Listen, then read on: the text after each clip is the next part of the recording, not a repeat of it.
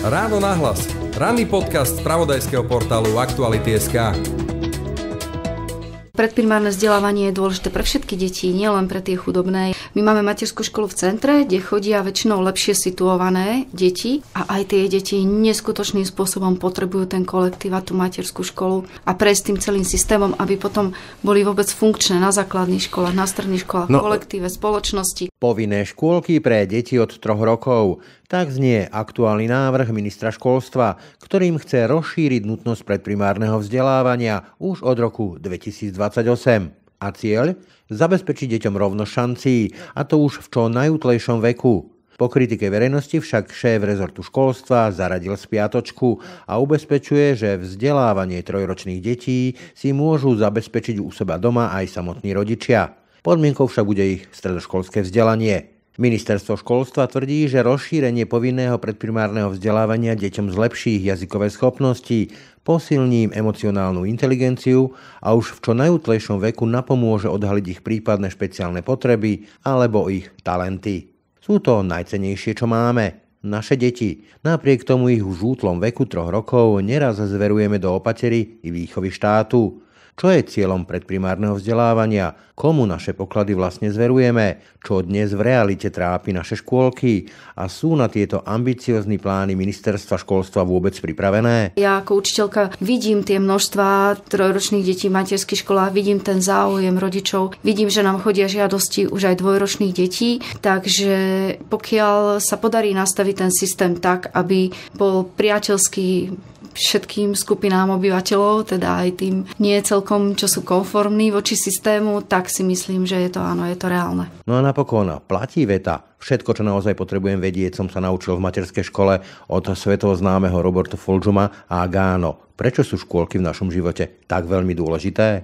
Ráno nahlas s dlhoročnou učiteľkou, ako aj riaditeľkou materskej školy v Banskej Bystrici Michaelou Vargovou. Pekný deň a pokoj v duši praje Braň Dobšinský. Počúvate podcast Ráno nahlas. Je tu 3. ročník odovzdávania cien Orange Podcast roka. Oceňovanie top slovenských podcastov na základe hlasovania poroty a najmä vás, poslucháčov. Hlasujte už teraz na podcastroka.sk a ste v žrebovaní o nový mobil. Exkluzívnym partnerom je Orange. Partnermi kategórií sú Asset, Televízia Joj, Alef, Fanrádio, Nehnuteľnosti.sk, Autobazar EU, Started Up, Cinemax, Aktuality.sk, Magnézia a Okto Digital. Počúvate podcast Ráno nahlas. Téma predprimárneho vzdelávania s riaditeľkou a učiteľkou v materskej škole v Banskej Bystrici Sásovej Michaelou Vargovou. Dobrý deň. Dobrý deň. Tak začneme teda týmto aktuálnym plánom, keď téma je to veľmi široká. To sú ambiciózne plány. A dokonca sa hovorí o vtiahnutí 2-ročných detí v nejakom dlhšom časovom horizonte. Sú ale z vášho pohľadu reálne a dobré? No, treba povedať v prvom rade, že ide o návrh. Ešte nič nie je isté, lebo to musí prejsť parlamentom a čo vôjde do parlamentu, tak nie vždy to isté vyjde z parlamentu. Takže ide viac menej o plány. A či je to reálne? Ja si myslím, že reálne to je.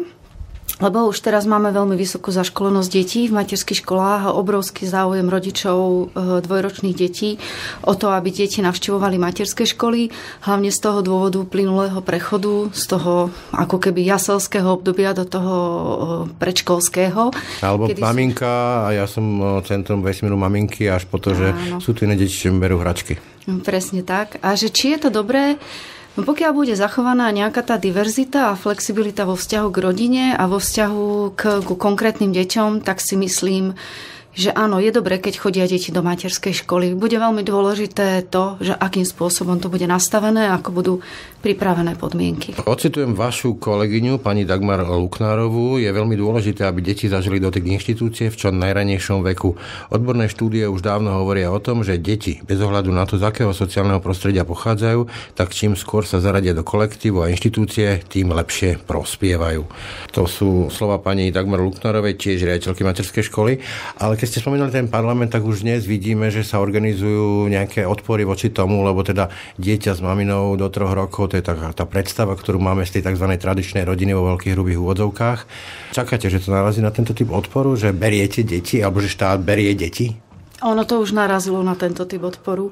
A čokoľvek sa okolo detí a okolo materských škôl alebo celkovo okolo programov vzdelávania deje, tak vidíte, že to v tej spoločnosti rezonuje a v nejakých ideovo vyhranených skupinách našich obyvateľov to... Myslíte katolíci? Áno, napríklad.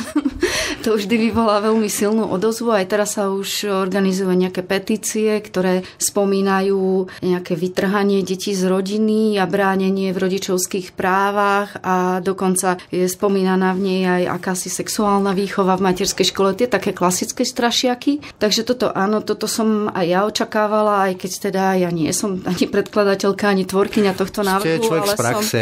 Dobre, tak poďme rovno na tie dva mýty, ktoré ste teraz spomenuli, aby sme mali hneď za sebou a venovali sa vážnym veciam.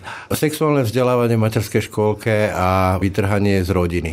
No, čo sa týka vytrhania z rodiny, tak v súčasnosti vlastne máme inštitút individuálneho vzdelávania v povinnom predprimárnom vzdelávaní detí od 5 rokov, kde majú rodičia, ktorí teda vôbec nie sú inštitucionálne ladení alebo majú rôzne dôvody. Jasne, ale tam musia nejaké podmienky splniť. Musia, áno, takže majú možnosť si to dieťa nechať doma a vzdelávať ho doma s tým, že musia plniť obsah povinného predprimárneho vzdelávania. To znamená, že dostanú od materskej školy program, čo v takých črtách, že čo všetko sa dieťa musí naučiť, teda čo by bolo vhodné aj aby sa naučilo. Je to viac menej pre nich aj záväzné, aby ďalej bolo úspešné v tom našom školskom systéme. To sú jednoduché veci ako nejaká prečitateľská gramotnosť, porozumenie vývinu reči, správna reč. Čiže majú možnosť voľby, hej? Áno, majú možnosť voľby.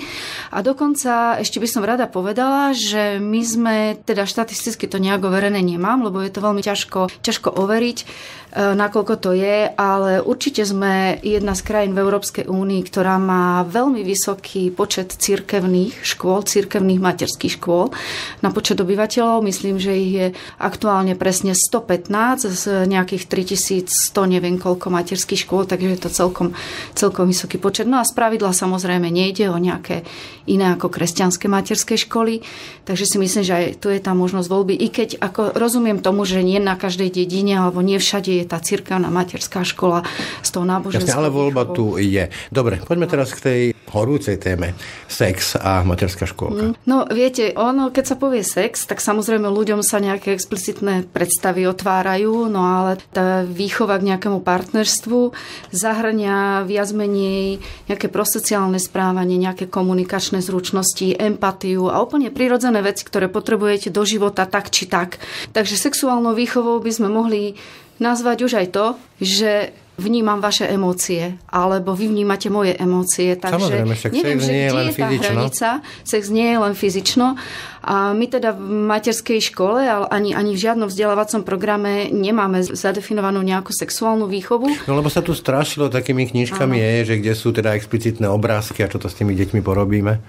Áno, ale ja si myslím, že tie knižky sú viac menej, nie že viac menej, ale sú voľbou pre rodičov a pre tých ľudí, ktorí teda touto cestou sa vyberú a trúfajú si, ale myslím si, že málo ktoré, alebo možno ani v žiadnej materskej škole takéto explicitnú knihu nenájdete, ale my aj napríklad v našej materskej škole sa veľmi snažíme rozvíjať práve tú emocionalitu, prosociálnosť a vlastne ten základ pre ďalšie zdravé vzťahy v živote. No veď mimochodom napríklad ja poviem osobnú skúsenosť, ja som chcel, aby deti chodili do škôlky moje teda čím skôr, pretože práve tam sa naučia deliť sa a že to je správanie, ktoré vlastne je v úvodovkách odmenené kolektívom, vedieť si asertívne vybojovať to svoje, v tom dobrom myslím, a na to vlastne slúži tá škôlka socializácii, nie?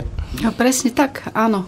No a ak sa rodičia obávajú napríklad takých tém, ako keď máme tému rodina, ako prichádza bábätko na svet, alebo takýchto, kde sa už vlastne dotýkame takého viac menej toho fyzična, tak tieto témy sa dajú veľmi pekne uchopiť a vôbec nemusíme ísť do nejakých zahranicu proste toho detského chápania. A my učiteľky to spravidla vieme. A deti sa pýtajú vždy na to, na čo sú zrelé.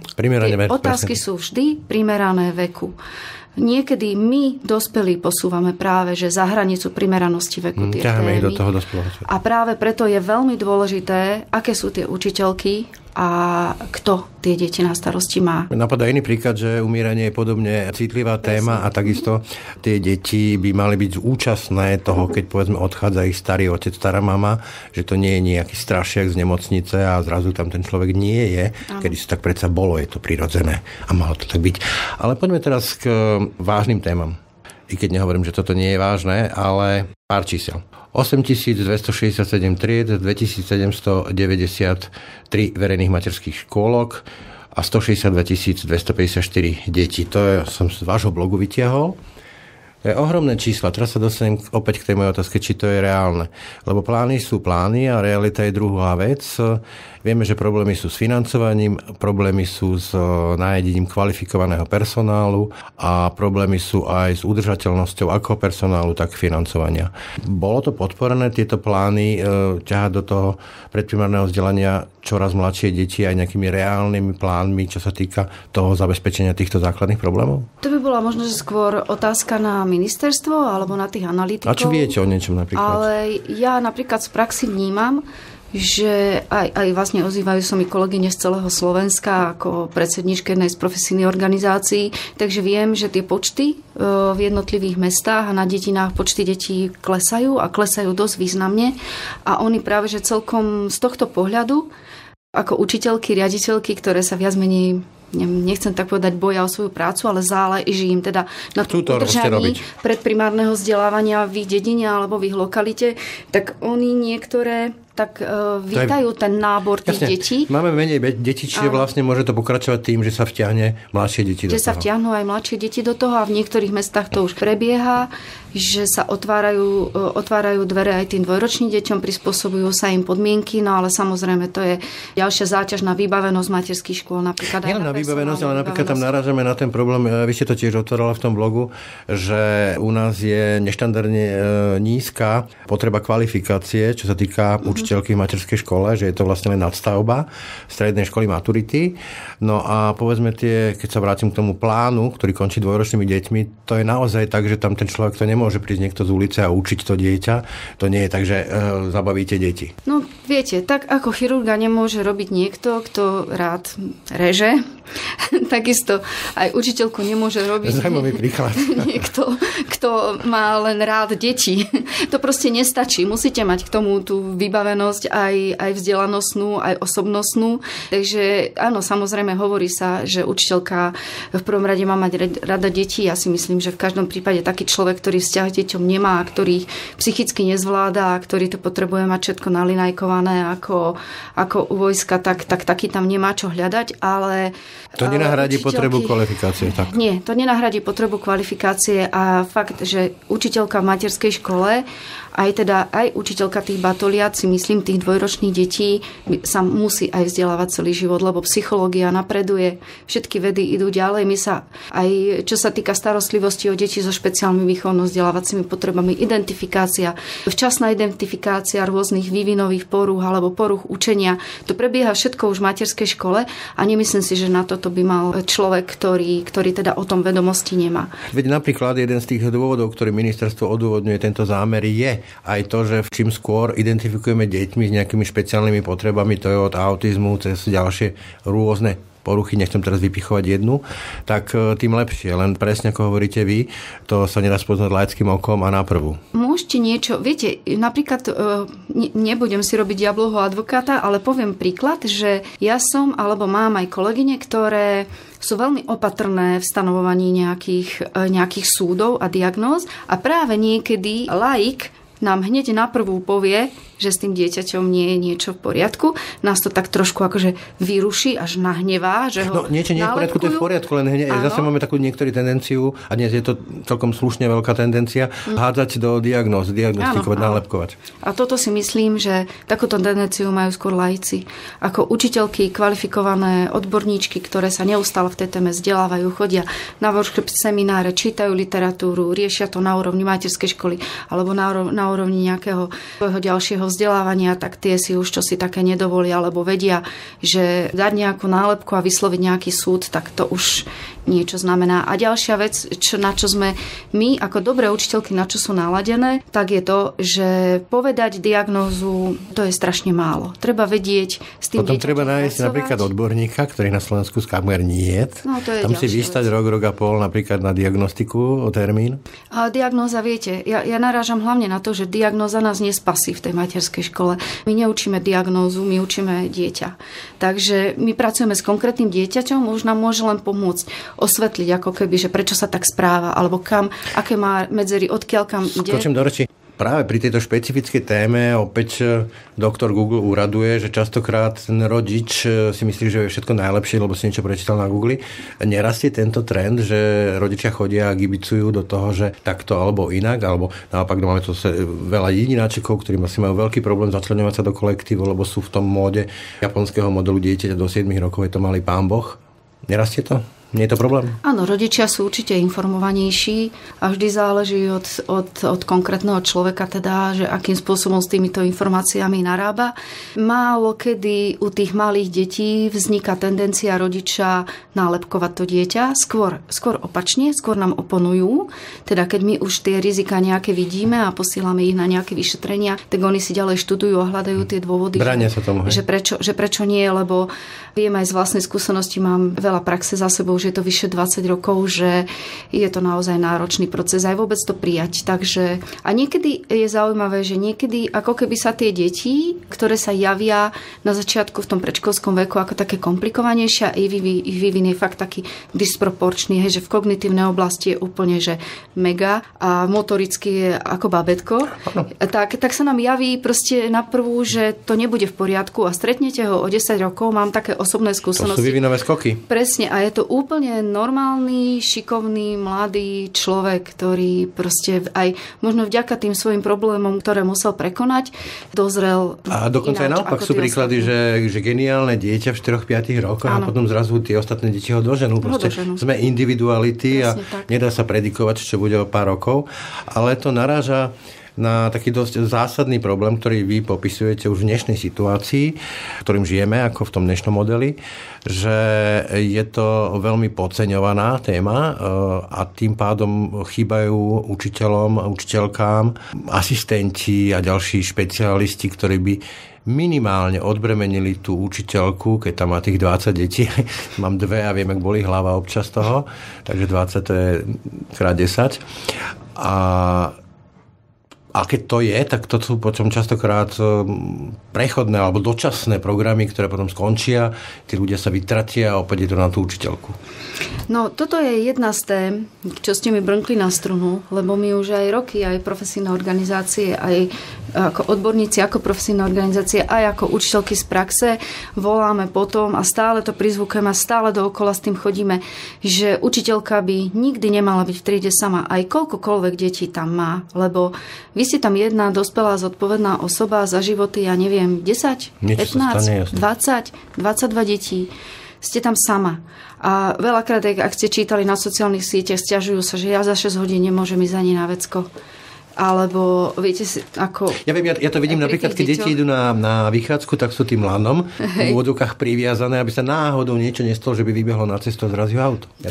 Máme na to aj nejaké pravidlá, teda, že aký počet detí môže byť na jednu učiteľku, ale vrátim sa teda k tomu, že tej triede by mali podľa mňa pôsobiť aj bez ohľadu na počet detí, ale keď je detí, dajme tomu 10, 15 a viac, tak vždy 2 osoby. Môže to byť pedagogická asistentka, pomocná vychovávateľka a učiteľka, ale vždy by teda mali byť 2. A je to aj z toho dôvodu minimálne 2, lebo predstavte si, že pri 20 deťoch, keď ste s nimi v tom kolotočí, čo sa tam všetko deje, koľko asi minút času máte sa porozprávať alebo venovať sa osobne jednému dieťaťu? No to je Pink Floyd Wall, proste unifikujeme. Jedno dieťa vám zoberie väčšinu pozornosti a potom čo tie ostatné deti, hej? Alebo máte tam viac takých náročnejších detí? No napríklad hovoríte jedno dieťa. A potom tie tiché, dobré deti, ako k tomu prídu? Tak aj hlučné môže byť dobré. Lebo napríklad môj syn presne mal tento problém, že upútaval pozornosť učiteľiek a potom rodičia sa sťažovali tých ostatných detí, že sa venuje jemu, ale tam narážame, alebo prechádzame plynulo do témy inklúzie, čo je teda obľúbená téma celé roky. Ja ju veľmi podporujem, ale na druhej strane veľa rečí a skutek útek u nás častokrát, lebo to nie je len, že tam strčíme deti, ktoré majú nejaký telesný handicap, alebo ako som spomínal, nejaký typ autizmu, alebo PAS, aby som bol presnejší, to je korektnejší termín, ale to sa môže týkať aj mnohých ďalších oblastí. Vy o tom tiež píšete. V čom je to podľa vás nedotiahnuté? No podľa mňa je to nedotiahnuté hlavne tým personálnym zabezpečením v materských školách. Tou druhou osobou hovoríte? Áno, tou druhou osobou a ďalej aj to dostupnosťou podporných tímov. My napríklad v Banskej Bystrici máme šťastie, ja bývam v Banskej Bystrici, tam máme aj CPPčku, aj Centrum včasnej intervencie. Proste veľké krátske mesto. Áno, kopu dostupných odborníkov, s ktorým vieme konzultovať prípadné nejaké naše neistoty alebo nejaké problémy, alebo priamo prídu do materskej školy, máme tam logopédov, rodičia tam vedia za nimi prísť.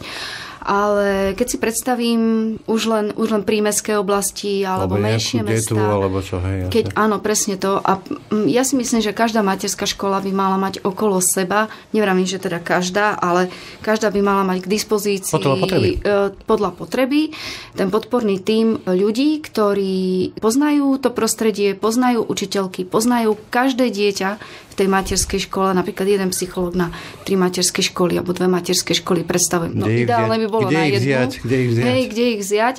A vtedy si to viem predstaviť ako krásnu robotu aj z vlastnej skúsenosti, lebo my máme napríklad školskú psychologičku ako dobrovoľníčku z pedagogickej fakulty, ktorá teda je v asociácii školských psychológov, pozná naše deti, pozná našich rodičov, stretáva sa s nimi, rozpráva sa s nimi a úplne na inej úrovni vieme riešiť problémy ako materská škola, ktorá nemá takúto teraz hovoríte, že, lebo to je zasa tiež obľúbená téma tejto vlády, mimo vládky platené do zahraničia a serešoví agenti.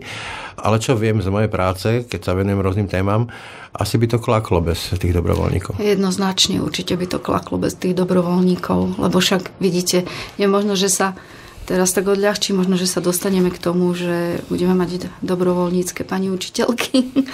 Ale viete, že mne to prípada... Niekedy by sme sa mohli dostať do stavu, že budeme dobrovoľne platiť dane, aby vedeli, aké to je. Tak to by to malo. Dobre, ale nie je potom takáto fejková inklúzia, kde sa hráme na inklúziu, ale častokrát to nefunguje, lebo nie sú na to dostatočne ľudia, priestory a tak ďalej.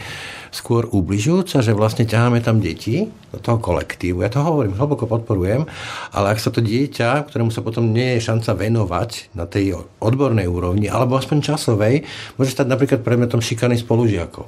Lebo je trochu iné, alebo sa mu tá učiteľka snaží viac venovať a to viac môže ublížiť, než pomôcť. No, neviem, ako ste to povedali, tak vo mne skôr zarezonovalo, že je vždy lepšie, keď sa s tým dieťaťom aspoň nejako robí, ako keď sa s ním nerobí vôbec.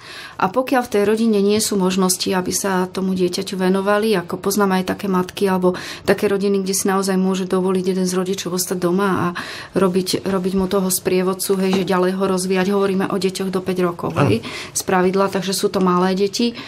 Tak vždy je lepšie, keď chodia aspoň do tej materskej školy, lebo tam majú impulzy aj tých ostatných, nechcem povedať spolužiakov, lebo do materskej školy nechodia žiaci, ale deti, ale tých ostatných detí a to podporujúce prostredie, všetko je tam pre nich prispôsobené, tak si myslím, že je to vždy lepšie, ako keď sa s nimi vôbec nič nedeje. Tak. Jasne. Takže ale áno, máte pravdu, môže byť tá inklúzia aj taká, že viac menej nefunkčná. Hej, alebo studená sprcha v podstate. Studená sprcha a tie učiteľky a hlavne je to obrovská záťaž pre tú jednu jedinú učiteľku, ktorá tam medzi tými deťmi je a ktorá sa mu naozaj snaží pomôcť, ale nemá... Jasne, môže ľahko vyhorieť. Tak ako keby ste dali narúbať človeku drevo a nedali by ste mu k tomu nič. Hej? Že narúb ho len rukou. Tak. No, ja by som aj sekeru mal, boh vie, ako by to nedopadlo, ale to mi teraz len tak odbočím. Vlastne my nemáme nejaký termín pre deti v materských školách, akože žiaci sú, alebo študenti na stredných. Nemáme, že? Sú to deti. Deti. Áno, ináč používa sa aj v školskom zákone, aj v odbornej literatúre sú to deti.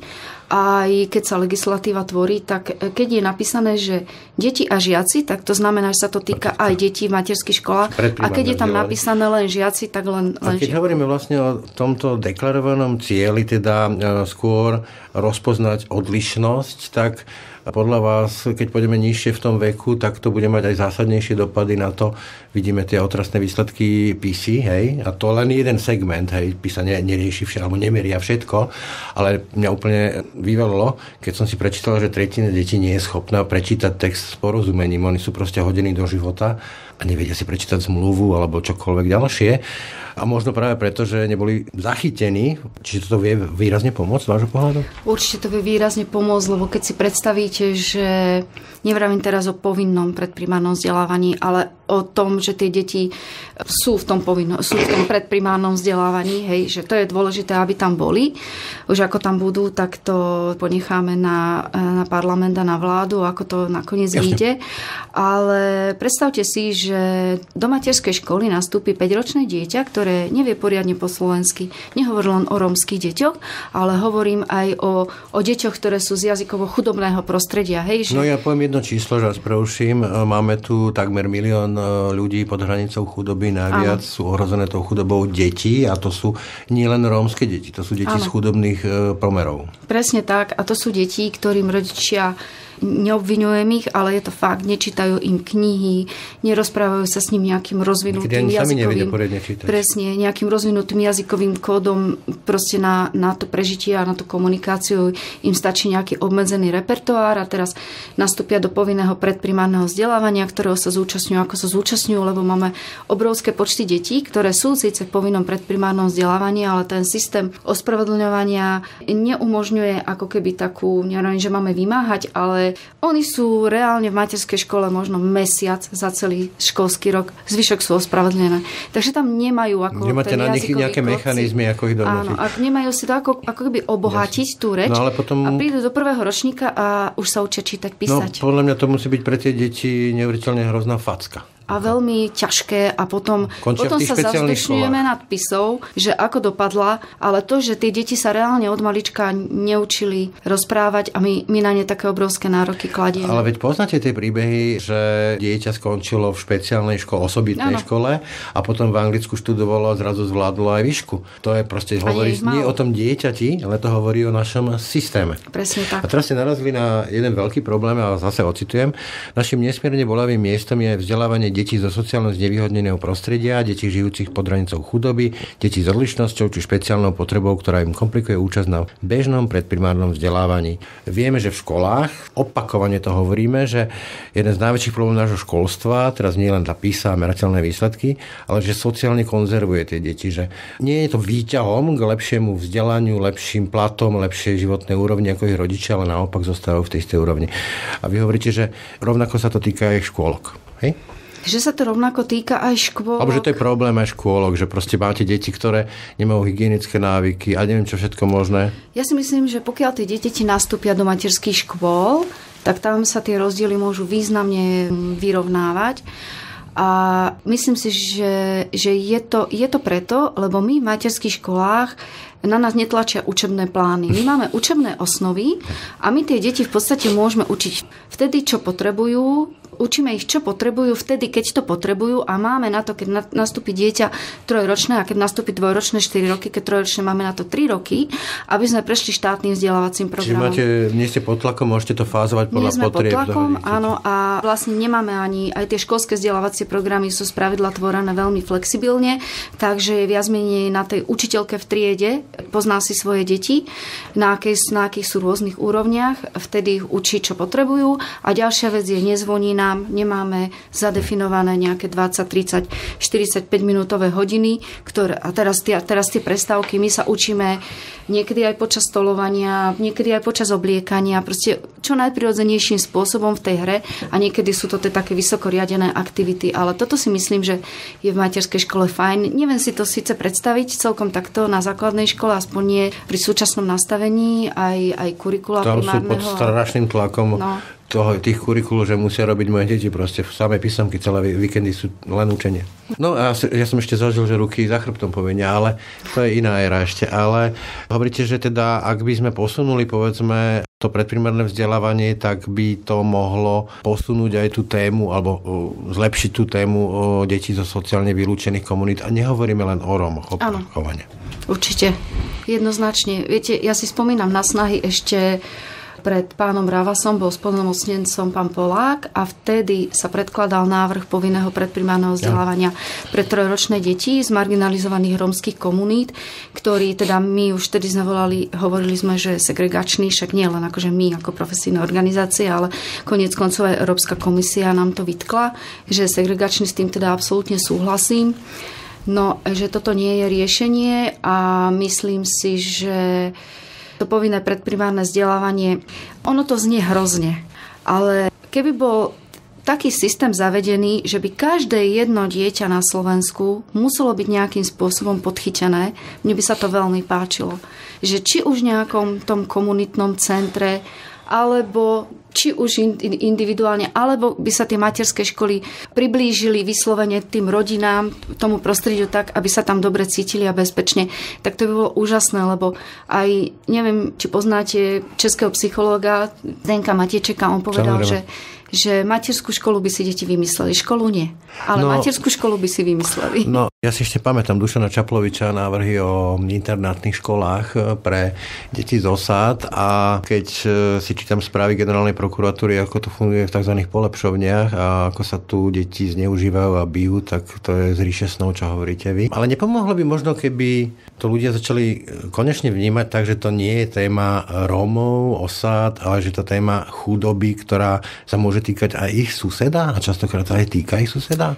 Áno, aj toto by pomohlo, ale keď hovoríte o chudobe, tak ja by som spomenula aj takú charakterovú a mentálnu chudobu niektorých ľudí a niektorých rodín, že je to predprimárne vzdelávanie je dôležité pre všetky deti, nielen pre tie chudobné. My máme materskú školu v centre, kde chodia väčšinou lepšie situované deti, a aj tie deti neskutočným spôsobom potrebujú ten kolektív a tú materskú školu a prejsť tým celým systémom, aby potom boli vôbec funkčné na základných školách, na stredných školách, kolektíve, spoločnosti.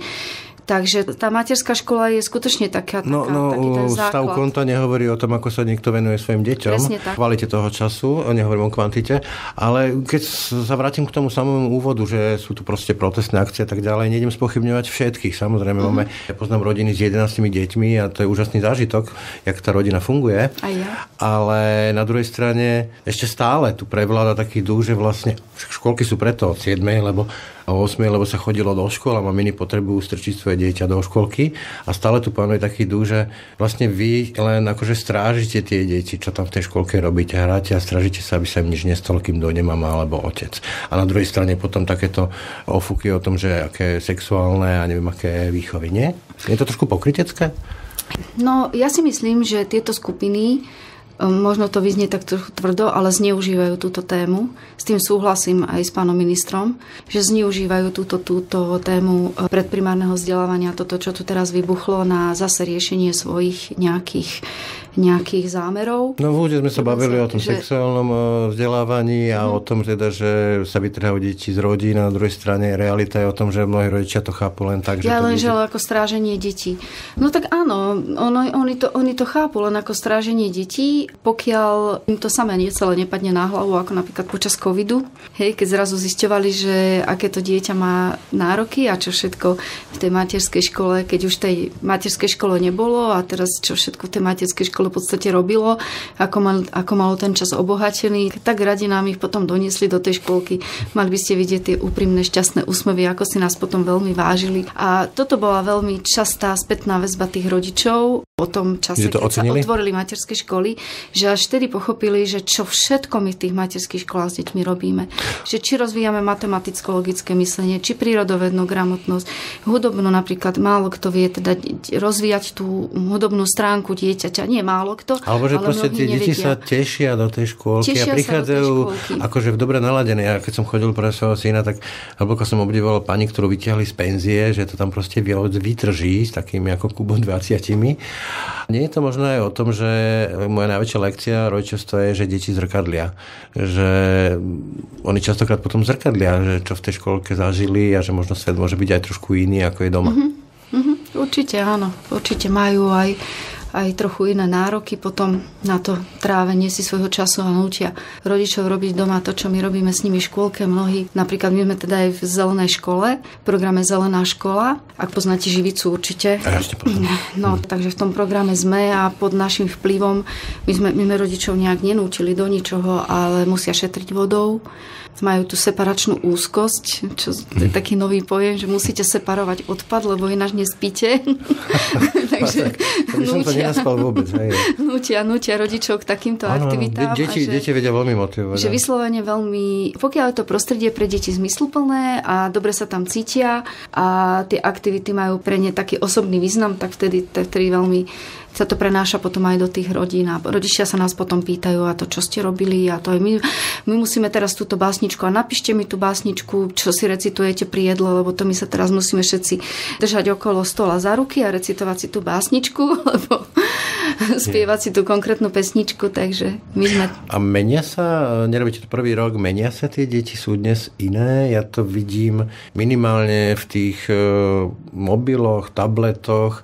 A má to vplyv aj na ich pozornosť, má to vplyv na stratu tej pozornosti, takú rozbitosť, ako keby potrebu neustálých nových podnetov. Ale povedzme aj, je tu veľa jedináčikov a to je naozaj trošku iné, keď máte dieťa súrodenca a nemá súrodenca. Menia sa deti určite. Ako som ja začala robiť okolo roku 2000 v materskej škole, tak odtedy sú deti o mnoho informovanejšie, vedia o mnoho viac. Myslím si, že aj ako keby ten štandard výchovno-vzdelávacej činnosti sa oveľa viac posunul. Kedysi, napríklad keď ja som študovala strednú pedagogickú školu, tak sme fungovali na úrovni riekanky sú dôležité, ale v podstate šlo básničky, pesničky, bábkové divadielko, nejaké sedenie v kruhu, počítanie. A dneska to deťom nestačí. Deti dneska potrebujú byť aktívne, potrebujú same sa pýtať, same objavovať. Aj si vás vedia zrovnať. Na TikToku si treba znájdu, že jak sa robí toto, tamto, a chcú také aktivity. Áno, prichádzajú oni s vlastnými nápadmi, sú oveľa smelšie napríklad v navrhovaní činností, čo predtým nebolo. Predtým sa očakávalo od učiteľky, že tak deti, teraz budeme robiť toto a toto. A v súčasnosti sú deti o mnoho asertívnejšie a same navrhujú činnosti a nemajú zlé nápady. Myslím si, že aj tie, čo sme už trošku dlhšie v praxi, tak máme čo robiť, aby sme teda s nimi udržali krok. Čiže nezotrudnite sa s tým výrokom tempora mores, že proste svet upadá. Sú to fajn deti, hej? Sú to fajn deti a myslím si, že aj ten ich hodnotový svet je úžasný. Ja sa rada týmto témam venujem a rada takéto aktivity s deťmi robím a pýtam sa ich, čo je pre ne dôležité, čo ich robí šťastnými, čo ich robí nešťastnými. A deti sú, myslím si, že prirodzene veľmi láskavé, veľmi tak prohumánne orientované a veľmi pekne vnímajú tento svet. Ale ďalšia vec, čo som si všimol teraz nechcem samozrejme paušalizovať, preto sa pýtam vás a nehovoríme to ako paušálne, že častokrát sú značne v tenzii, v takých úzkostiach. Valí sa toho strašne veľa na nás, dospelých je toho strašne veľa, vojna, covid. Viem, že môj syn proste to prežíval veľmi dramaticky, že proste že čo ešte príde. Áno, cítiť to, ale dieťa na druhej strane má takú tú ešte prirodzenú schopnosť hrať sa a zaujímať sa o ten najbližší svet okolo seba, ktorý ho opútáva. A nepredikovať, čo môže byť. Áno, nepredikovať, ale určite, že máme deti aj s úzkosťami, aj s rôznymi neurózami a s tou našou pani psychologičkou to stále riešime. Lebo napríklad vidíme, že americký minister zahraničných vecí teraz došiel, že ide zase skúmať autizmus, lebo že to dramaticky rastie a navoduje sa tu aj mnohí rodičov taký pocit, že zrazu je to strašne veľa, že my sme to ako deti nezažívali, ako mladí ľudia, všetky tie ADHD a tak ďalej, dokonca sa začína spochybňovať, že to vôbec existuje. Rastie to nejako dramaticky všetky tieto veci? Ja si myslím, že možno, že aj to rastie, ale myslím si, že rastie hlavne naše porozumenie týmto veciam. Kedy sme mali v jednom takom balíku všetkých možných porúch. To boli deti s mentálnou retardáciou. Alebo bol, ja neviem, čo zaostali, alebo už čo. Ale teraz to už vieme pomenovať a preto máme pocit, že je toho o mnoho viacej. lebo je to oveľa diferencovanejšie a kdežto keď predtým ten neposledný Janko v tej poslednej somárskej lavici, čo sedel, tak teraz už by sedel v prvej, lebo a mal by pedagogického asistenta. A nevieme to riešiť, alebo nechceme to ani samozrejme riešiť spôsobom, že osobitné nejaké inštitúcie a strčiť ho niekam, ako kedysi za socializmu sa strkali do nejakých hradov a zámočkov, ktoré boli ďaleko a nikto ich nevidel, pre istotu, hej? Áno. Čiže rastie to ako aj náročnosťou, ale to sa dostávame k ďalšej kľúčovej téme, aj z vášho pohľadu, a to sú tie personálne kapacity. Hovoríte teda, že ono vlastne klesá počet tých detí, však to vidíme na tých demografických štatistikách, že to je veľmi zlé z toho pohľadu, že rodí sa menej detí, tak vieme to nejako vykryť, ale stále to nie je povolanie, ktoré kde by bol nejaký previs dopytu nad ponukou a že by bolo nejaké atraktívne. Čo s tým? Ako to riešiť podľa vás? Jedna z vecí je platové hodnotenie, samozrejme, lebo tá práca v materskej škole je veľmi interakčne náročná, fyzicky náročná. Nalietate sa ako blázon. Spotená ste za tú smenu každý deň. Miliónkrát si kľaknete, postavíte sa. Ak teda by niekto chcel mať taký prehľad, že čo asi zažíva učiteľka v materskej škole, tak si môže aj v mojej knihe Denník učiteľky, čo som vydala v lani, prečítať a bude mať taký trošku obraz, že čo sa tam deje. No minimálne ten hluk si vieme. Áno, aj ten hluk, aj psychicky je to veľmi náročná práca. A deti sa nedajú odbiť, no? Nedajú, nie, ani by sa nemali. A stále len ticho sedieť tiež nemôžu, ani teda by nemali. No a ja som zažila už niekoľko absolventiek, ktoré strávili deň v materskej škole a povedali mi, že si vedia ľahšie tie peniaze zarobiť. Že utekli normálne, hej? Normálne povedala, ja toto robiť nebudem. Ja si samu seba pamätám, ako som prvýkrát v živote nastúpila do materskej školy a stála som uprostred triedy a vravela som si, toto je šialené. Toto ja nemôžem zvládnuť. Toto nie je normálne. A myslíte si, viem, že to môže pôsobiť desivo a taká osobná otázka. Myslíte si, že vplyv na to má, že keď tam príde učiteľka, učiteľ, ktorý ešte nemá deti a už má tie deti, že je to rozdiel, že vie vnímať tie veci úplne inak? Myslím si, že možno v maličkostiach, v jednotlivostiach, áno, mala som teda kolegyňu, ktorá kým nemala deti, tak bola veľmi taká, nie veľmi, ale bola omnoho úzkoprsejšia, direktívnejšia a mala ako keby menej pochopenia pre niektoré také aj niektoré správanie, ktoré nazývala vrtochmi a keď som ju potom stretla, keď už mala 2 roky, teda už u nás neučí niekde inde, tak povedala, no vieš čo, ja som z toľkých vecí zľavila. No vrtochy je vlastného, aj sú iné, hej. Ale aby som sa vrátila, lebo tá otázka bola dobrá, že čo vieme preto urobiť. Ja som sa tak nad tým tiež zamýšľala, že začínala som teda aj od seba, aj od toho, ako poznám začínajúce učiteľky a čo mi oni vravia.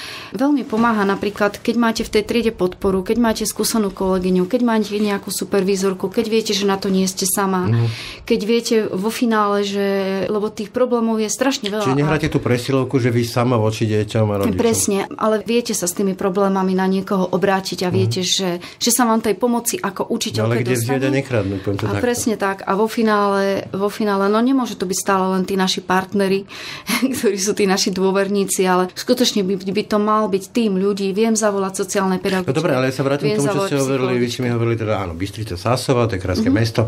Naozaj tam pôsobí aj ten mimovládny sektor na veľmi akože širokej úrovni, to je jedno stentier. V Dobrom teda pozdravujem, ale ideme 30 km ďalej, alebo pôjdem niekde tam, že Kežmarok a Východ a tak ďalej. Tam majú školky tak, že to je 700 čísiel, alebo koľko, 500 čísiel tá dedina, alebo čo to je. Má to jedného zamestnanca v podstate. Riadite nejaký pán starosta, ktorý na to vyčlení pár tisíc, lebo však rozpočet a tak, že platí za to z podielových daní. O akých inklúziách a špeciálnych pomocníkoch tam rozprávame? Tam nič také nie je. Ten plán je pekný, ale je nakreslený pre Bratislavu, Bystricu, Košice, západné Slovensko, ale pre Boha, čo tie regióny, kedy si Hladové doliny, dnesko tak volať nebudem. Čo oni od macochy? No, podľa mňa by sme mali rozmýšľať nad tým, že čo je možné. Čo je možné v týchto regiónoch. Hej, keď tam vieme prostredníctvom nejakých neziskoviek alebo, ja neviem, nejakým spôsobom dostať do tých materských škôl aspoň tých pomocných vychovávateľov, alebo teda pomocné vychovávateľky. Napadá mi taký program, že Teach for Slovakia, čo bolo, že prečo by sa to napríklad nemohlo robiť aj pre pedagogických študentov alebo niečo podobné, alebo mimovládky, že by pomáhali takto škôlkam. Viete, čo mňa napadlo, keď ste povedali, že na tomto príklade, že stačí, keď odídeme trošku od krajského mesta alebo od nejakého väčšieho mesta do nejakej ďalšej lokality, vidíme veľmi pekne, že ako tomuto štátu vo finále záleží na deťoch. že mu vo finále na tých deťoch viac menej nezáleží. Borte sa ľudia, tak ako viete, na tej periférii, my si tu poriešime, hej, tam, kde môžeme, tak tam riešime, ale ďalej vlastne ako keby tie peniažky a no veď poznáte ten prípad toho študenta z Spisky, Starý štvrtok, myslím, že dobre som to povedal, kde došlo dokonca k dvojnásobnej vražde. Pod dohľadom probačného úradníka. A pritom sa už od materskej školy vedelo, že je to dieťa, lebo tak ten chlapec tiež ešte nebol dospelý, že je to dieťa, ktoré teda naozaj potrebuje ten špeciálny prístup a tú podporu a tá rodina.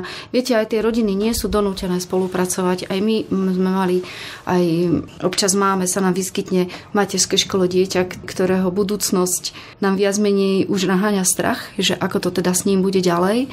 Ale to sú spravidla deti, ktorí rodičia nespolupracujú, ktorí proste nevidia, že majú chlapca alebo dievča, a spravidla sú to chlapci, ináč chcem povedať, ktorý veľmi potrebuje rozvíjať to prosociálne správanie, tú empatiu. Cez to strašne ťažko, pokiaľ tá rodina mala by byť nútená, doslova donútená k tej spolupráci. Pre minimálne ochranu spoločnosti, ak už nie je potenciál toho dieťaťa. Ale to mi napadá, to je ten druhý prípad na Zámodskej, veľmi podobný. Áno, presne tak.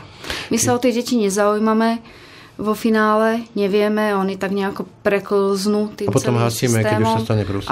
A potom nás takýmto spôsobom...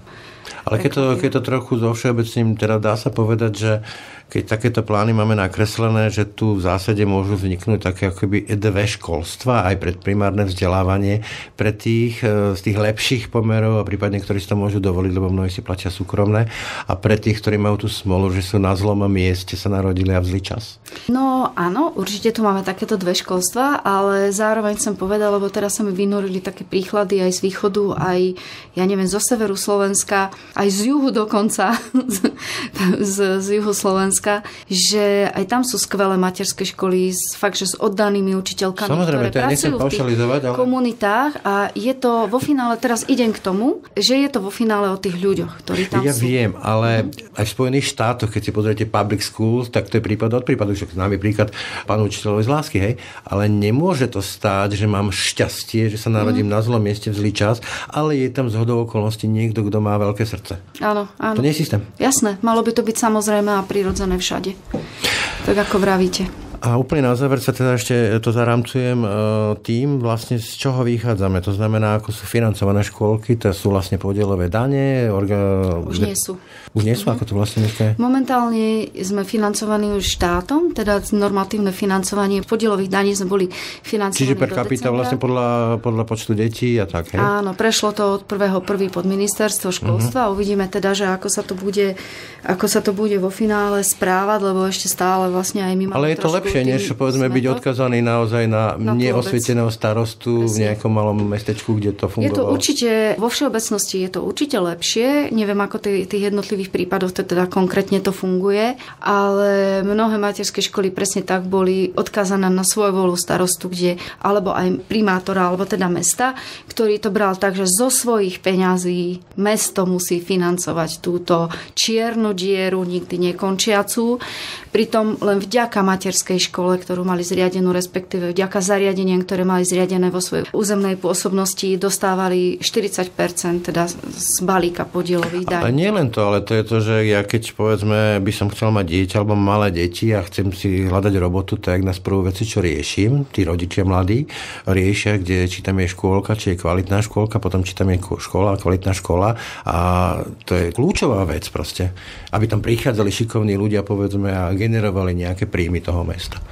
Nie? Áno, tak by to malo byť. Tak ako vravíte, je to rozumné, ale tak do toho... Úplne na záver posledná otázka. Čiže ten plán, 3-ročné deti povinnia, potom dokonca 2-ročné v nejakej lehote, myslím 2028, ak sa nemýlim, tak je to realistický plán, alebo opäť to môže skončiť ako mnoho našich plánov, že vyzerá to pekne, ale realita tomu nezodpovedá? 3-ročné deti by mali byť v povinnom predprimárnom vzdelávaní, ešte aby som to opravila, podľa tých plánov ministerstva, a 2-ročné by mali mať právny nárok. To nie je ako povinné vzdelávanie. Áno, len tam je ten plán, že podľa vzoru Francúzska, že postupne sa to postupne sa to... Tak ako plán je to, myslím si, že reálny, čo sa týka klesajúcej demografickej krivky a s tým, že tie kapacity sa stále budujú, aj sa budovať budú, ale vravím, k tomuto by sa mali skôr tí analytici vyjadrovať, nie ja. Ja ako učiteľka vidím tie množstva trojročných detí v materských školách, vidím ten záujem rodičov, vidím, že nám chodia žiadosti už aj dvojročných detí, takže pokiaľ sa podarí nastaviť ten systém tak, aby bol priateľský všetkým skupinám obyvateľov, teda aj tým nie celkom, čo sú konformní voči systému, tak si myslím, že je to áno, je to reálne. Toľko učiteľka, riaditeľka materskej školy v Bystrici Michála Vargová. Ďakujem. Ďakujem. Počúvate podcast Ráno na hlas. Tak a to je od nás na dnes skutočne všetko. Pekný deň a pokoj v duši praje. Brane Dobšinský. Dovidenia v lepších časoch. Všetky podcasty z spravodajského portálu Aktuality.sk nájdete na Spotify a v ďalších podcastových aplikáciách.